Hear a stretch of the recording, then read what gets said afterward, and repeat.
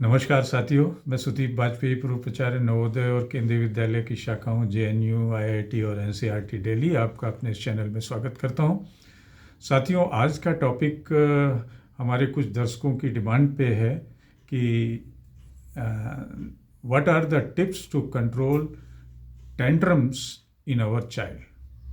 बच्चों में गुस्सा करना, झुंझलाना, चिड़चिड़ापन को कैसे हैंडल करें। टेंट्रम मीन्स यही निराशापन, चिड़चिड़ापन, गुस्सा करना, इसको कैसे हैंडल करें।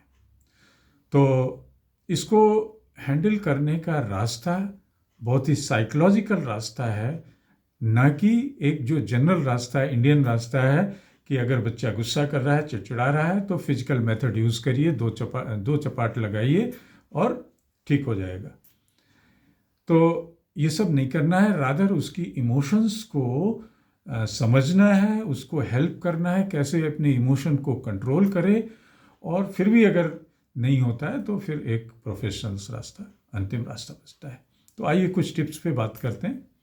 Tip number 1, you have to stay काम।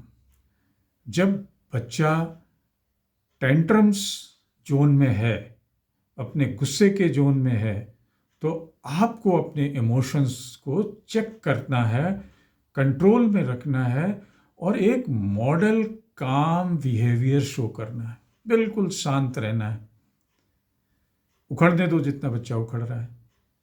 Second, you have to understand the triggers. उसके गुस्से के इशू को पहचानना है, पता करना है कि किस बात पे इसको गुस्सा आता है।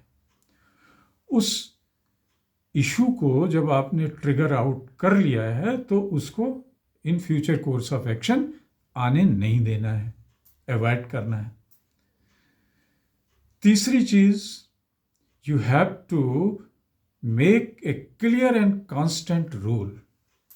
घर में एक बिल्कुल स्पष्ट निर्देश, एक नियम बना देने, नियम और सीमाएं भी, कि किसी को तोड़ना नहीं है, ये गलत बात नहीं होनी है, ताकि बच्चा अपनी स्वीकृत और अस्वीकृत के बीच में भेद जान सके कि क्या चीज़ एक्सेप्टेबल है और क्या नॉट एक्सेप्टेबल है।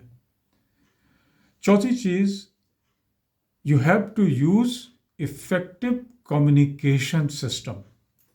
Develop very effective communication system with your child. बच्चे से अच्छे से बात करने का माहौल रखें।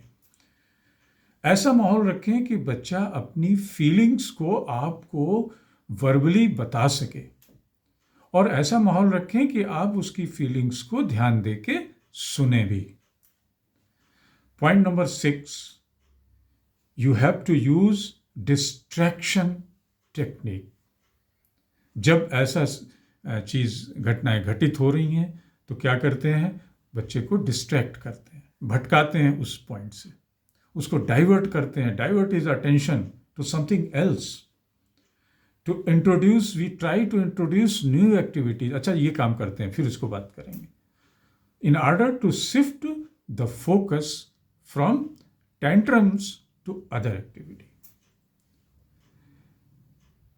Point number 8, we have to have, we are to offer open choices to our child. उसमें एक विकल्प रखते हैं कि अच्छा बेटा ये लोगे या ये करोगे या ये करोगे। जब उसको हम चॉइसेस ऑफर करते हैं तो फिर वो अपनी जिम्मेवारी समझता है, फिर वो जानता है कि ये तो मैंने ही ये चीज़ एक्सेप्ट करी है। तो एक ये भी टेक्टिक्स है। Point number 7, we have to use positive reinforcement technique as well. Positive reinforcement क्या होता है कि हमें उसकी तारीफ करनी है, उसके अच्छे बिहेवियर की तारीफ करनी है, उसके गुस्सा न करने के टाइम पीरियड की तारीफ करनी है, ताकि उसमें एक पॉजिटिव चेंज आ सके। Point number 8, we have to establish routines. एक प्रॉपर रूटीन बनाना है। वो रूटीन जो प्रेडिक्टेबल हो, पहले से पता हो कि इसके बाद ये होना है। इससे बच्चा ये महसूस करता है कि थोड़ा सा वो अब सिक्योर है और उसकी एंजाइटी कम होती है। Point number 9, we have to provide comfort to our child. हमें अपने बच्चे को एक कंफर्ट जोन में भी रखना है और रीइंश्योर करना है कि वो उस टेंट्रम्स के दायरे में ना आए, गुस्सा करने के दायरे में ना आए। पॉइंट नंबर 10, एक और स्ट्रेटजी है टाइम आउट्स। गुस्सा शुरू हुआ, आपने फ्रीज टाइम कर दिया, अच्छा रुको इसके बाद बात करते हैं, तो एक टाइम आउट ले लिया। टाइम आउट लेने का फ़ायदा ये होता है कि आपको भी और बच्चे को भी थोड़ा समय मिल जाता है कि दोनों थोड़ा ठंडे हो जाते हैं और देन फिर उसकी बात को समझते हैं, तो वो टेंट्रम्स खत्म हो गया, गुस्से का पीरियड खत्म। Another point number 11 shall be trial and error method. अब ये जितनी टैक्टिक्स और टेक्निक हम बात कर रहे हैं, जरूरी नहीं कि सारा आपके बच्चे पे लागू ही हो जाए। Use trial and error method. एक स्टडी लगाइए, देखिए ये काम करती कि नहीं करती, नहीं करती है तो एरर आ गया, दूसरी स्ट्रेटजी, तीसरी स्टडी, और जो उस पर फिट होती हो उसको अच्छे से समझ लीजिए और जब ऐसा सीन आता है तो उसको अप्लाई करिए। And last one is to consult professionals. अगर फिर भी बच्चे में कोई सुधार नहीं आ रहा है तो फिर ज़रूर साइकोलॉजिस्ट को, साइकियाट्रिस्ट को या अपने काउंसलर्स को दिखाइए, बात करिए, ताकि बच्चे में सुधार आ सके। सो बहुत बहुत धन्यवाद हमें ध्यानपूर्वक सुनने के लिए।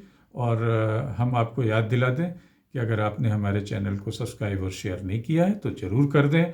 हम आपसे फिर मिलेंगे एक नए टॉपिक के साथ। धन्यवाद।